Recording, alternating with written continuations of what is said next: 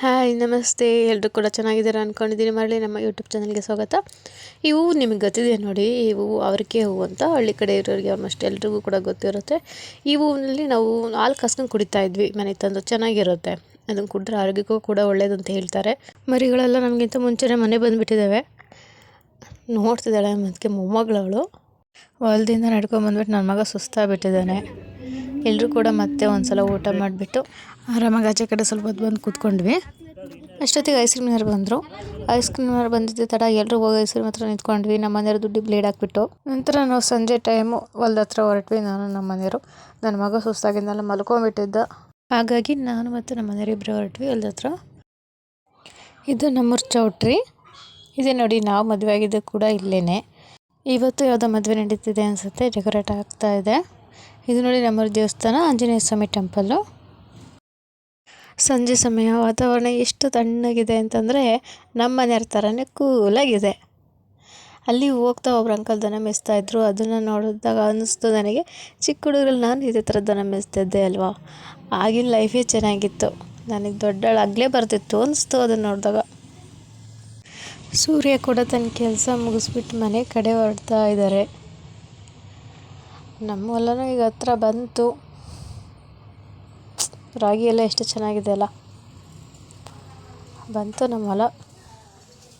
ನಮ್ಮ ಹೊಲಕ್ಕೆ ನಾವೇ ಕಳ್ಳರ ಥರ ಇಬ್ಬರು ಕೂಡ ತಂತಿ ಬೇಲಿ ಹರಿಬಿಟ್ಟು ಹೋದ್ವಿ.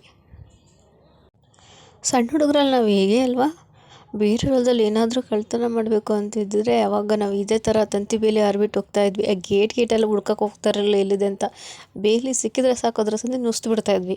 ಆ ಕಾಲು ಕೈ ಏನು ತರ್ಚ್ಕೊಂಡ್ರು ಕೂಡ ಆಮೇಲೆ ನೋಡ್ಕೊಳ್ಳೋಣ ಬಿಡು ಅಂತ ಅಂತಿದ್ವಿ.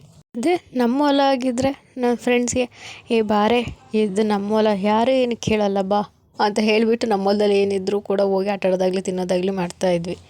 ಬೇರೆ ಹೊಲಕ್ಕೆ ಅಂತ ಹೋದಾಗ ಬೇಲಿ ಹರಿದಂತೂ ಬಿಡ್ತಾ ಇರಲಿಲ್ಲ.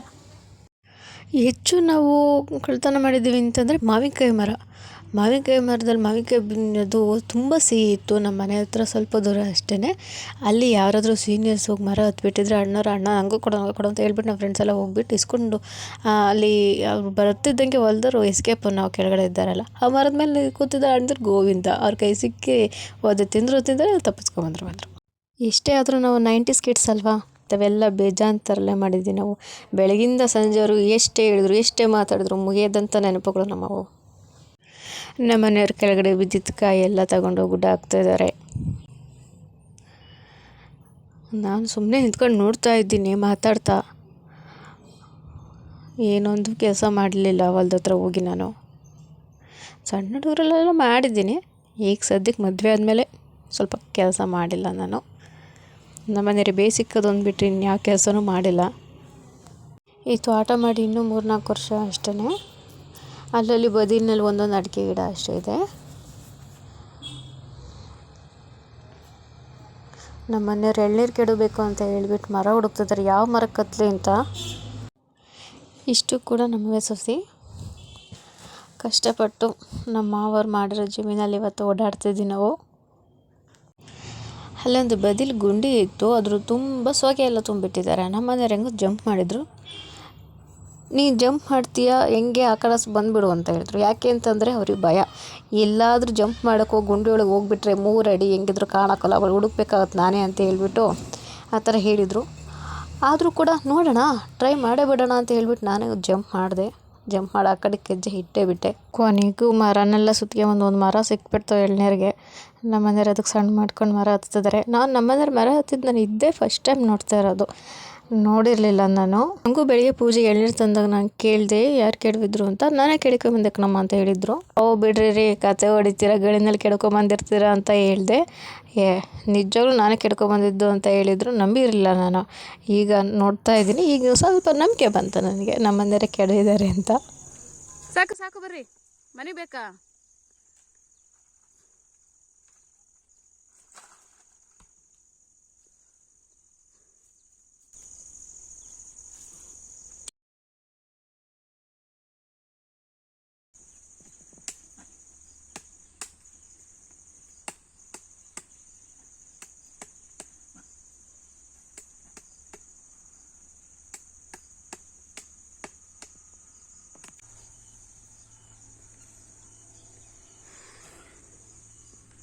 ಹ್ಞೂ ಸರಿ ಸರಿ ಬಿಡ್ರಿ.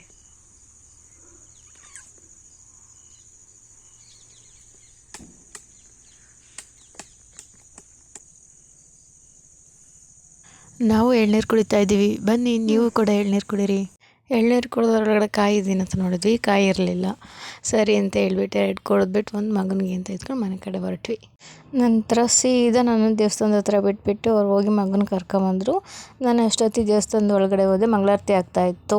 ದೇವ್ರ ಪ್ರಸಾದ ಕೂಡ ಕೊಟ್ಟರು, ಹೂವು ಇಸ್ಕೊಂಡು. ಅಷ್ಟೊತ್ತಿಗೆ ನಮ್ಮ ಅತ್ತಿಗೆಮ್ಮ ಮತ್ತು ನನ್ನ ಮಗ ಇಬ್ಬರು ಕೂಡ ಬಂದರು. ದೇವಸ್ಥಾನ ಒಂದು 3 ರೌಂಡ್ ಪ್ರದಕ್ಷಿಣೆ ಹಾಕಿ ಒಂದು 5 ನಿಮಿಷ ಕೂತ್ಕೊಂಡ್ವಿ. ನಮ್ಮ ದೇವರು ನೋಡಿ, ವಿಶೇಷವಾದ ದಿನಗಳಲ್ಲಿ ನಮ್ಮ ದೇವರನ್ನ ಇಷ್ಟು ಚೆನ್ನಾಗಿ ಅಲಂಕಾರ ಮಾಡ್ತಾರೆ. ಸುತ್ತಮುತ್ತ ಊರವರು ಆಲ್ಮೋಸ್ಟ್ ತುಂಬ ಜನ ನಮ್ಮ ದೇವ್ರಿಗೆ ಬರ್ತಾರೆ. ನಂಬಿದವರನ್ನು ಯಾವತ್ತೂ ಈ ದೇವ್ರ ಕೈ ಬಿಡೋದಿಲ್ಲ. ಎಲ್ರಿಗೂ ಹರಗೆ ಆಯುಷ್ಯ ನೆಮ್ಮದಿ ಕೊಟ್ಟು ಕಾಪಾಡಪ್ಪ ಅಂತ ಬೇಡ್ಕೊಂಬಂದಿದ್ದೀನಿ. ನನ್ನ ಚಾನಲ್ ಸಬ್ಸ್ಕ್ರೈಬ್ ಮಾಡೋರ್ಗಂತೂ ಇನ್ನೂ ಒಳ್ಳೇದು ಮಾಡಪ್ಪ ಅಂತ ಕೇಳ್ಕೊಂಬಂದಿದ್ದೀನಿ. ಯಾರ್ಯಾರು ನನ್ನ ಚಾನಲ್ ಸಬ್ಸ್ಕ್ರೈಬ್ ಮಾಡ್ಕೊಂಡಿಲ್ಲ, ಸಬ್ಸ್ಕ್ರೈಬ್ ಮಾಡ್ಕೊಳ್ಳಿ. ದೇವಸ್ಥಾನದಿಂದ ಆಚೆ ಕಡೆ ಬರುತ್ತೆ 7-7:30 ಆಗಿತ್ತು. ಕತ್ಲೆ ಆಗಿತ್ತು. ನಮ್ಮನೆಯವರು ನನ್ನ ಮಗ ಗಾಡೀಲಿ ಹೊರಟರು. ನಾನು ಮತ್ತು ಅತ್ತಿಗೆಮ್ಮ, ಅದಾದ ನಂತರ ಅವ್ರ ಮಗ 3 ಜನ ಕೂಡ ನಡ್ಕೊಂಡು ಹೊರಟ್ವಿ. ದೇವಸ್ಥಾನ ನೋಡಿ ನೈಟ್ ಟೈಮ್ ಎಷ್ಟು ಚೆನ್ನಾಗಿ ಕಾಣಿಸುತ್ತೆ, ಚೌಟ್ರಿ ಕೂಡ. ಹಾಗೆ ಬೀದಿ ಲೈಟಲ್ಲಿ ಮಾತಾಡ್ಕೊಂಡು ನಡ್ಕೊತಾ ಹೊರಟ್ವಿ ನಾವು ಮನೆ ಕಡೆ. ಇವತ್ತಿಗೆ ಈ ವ್ಲಾಗ್ನ ಎಂಡ್ ಮಾಡ್ತಾ ಇದ್ದೀನಿ. ಮುಂದಿನ ವೀಡಿಯೋದೊಂದಿಗೆ ಸಿಗೋಣ. ಬಾಯ್.